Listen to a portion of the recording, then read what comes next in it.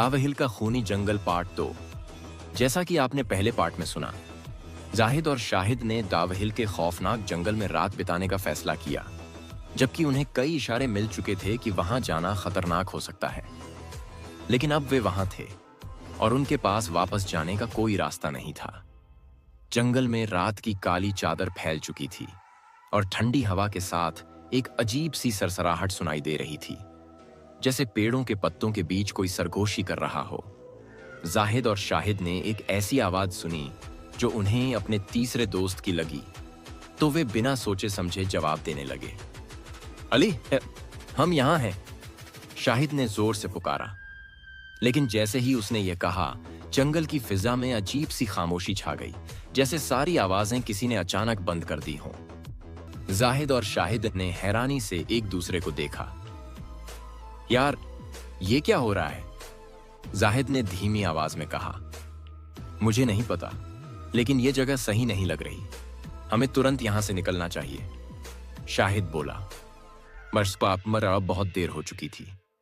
झाड़ियों के पीछे से हल्की सी हलचल महसूस हुई। किसी के कदमों की आहट आई, जैसे कोई तेजी से उनकी तरफ आ रहा हो।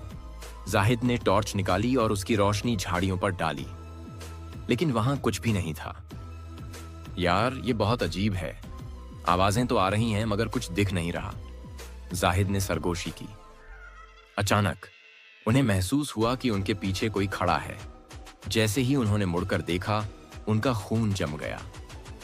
वहां एक अजीबोगरीब इंसान जैसा साया खड़ा था। वह कद में लंबा, दुबला पतला और सफेद लिबास में था, लेकिन उसका चेहरा नजर नहीं आ रहा था। जाहिद ने जैसे ही उसे ध्यान से देखना चाहा, वह साया धीरे धीरे उनकी तरफ बढ़ने लगा। भागो! शाहिद चिल्लाया और दोनों ने पागलों की तरह दौड़ लगा दी। वे दोनों जितनी तेज दौड़ सकते थे दौड़ते रहे, लेकिन जंगल का रास्ता जैसे खत्म ही नहीं हो रहा था। चारों तरफ बस अंधेरा, पेड़ और डरावनी सरसराहट थी। अचानक जाहिद को एहसास हुआ कि शाहिद अब उसके साथ नहीं था। शाहिद! जाहिद चीखा, मगर कोई जवाब नहीं आया। जाहिद का दिल तेजी से धड़कने लगा। वह पीछे मुड़कर देखना चाहता था, मगर डर से उसके कदम जम गए। अचानक जंगल में एक धीमी हंसी की आवाज आई। एक अजीब, ठंडी और इंसानी न लगने वाली हंसी। अब जाहिद को महसूस हुआ कि उसके पास कोई खड़ा है। जैसे ही उसने हिम्मत करके पीछे देखा, वही सफेद लिबास वाली मखलूक मौजूदगी उसके सामने थी, मगर अब उसका चेहरा नजर आ रहा था। उसका चेहरा वो इंसानी चेहरा नहीं था। उसकी आंखें पूरी तरह काली थीं, होंठ सिले हुए थे और चेहरे पर गहरे जख्म थे। वह हल्की हल्की मुस्कुरा रहा था। तुमने मुझे बुलाया था, अब मैं आ गया हूं। यह सुनते ही जाहिद की चीखें निकल गईं और उसकी आंखों के आगे अंधेरा छा गया।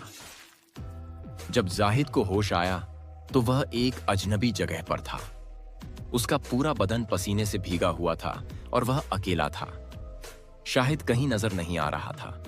उसके मोबाइल में अब भी सिग्नल नहीं थे और जंगल की पुरअसरार खामोशी और ज्यादा डरावनी लग रही थी।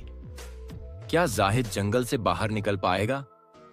क्या जाहिद जिंदा है, या फिर वे दोनों दावहिल की पुरअसरार मखलूक का शिकार हो चुके हैं?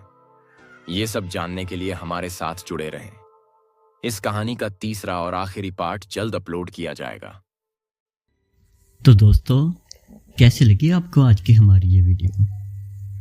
आप लोगों को क्या लगता है, जाहिद और शाहिद इस पुरअसरार जंगल में से बाहर निकल सकेंगे, या वो भी इसकी पुरअसरारियत में कहीं गुम हो जाएंगे? अपनी राय का इजहार कमेंट बॉक्स में ज़रूर कीजिएगा। हमारे चैनल को सब्सक्राइब करना, वीडियो को लाइक करना और इस वीडियो को अपने दोस्तों के साथ शेयर करना नहीं भूलिएगा। इस स्टोरी का तीसरा और आखिरी पार्ट बहुत जल्द अपलोड किया जाएगा। मिलेंगे आप लोगों से फिर किसी और नई स्टोरी में। तब तक के लिए अपना ख्याल रखिएगा। बाय बाय, अल्लाह हाफिज़।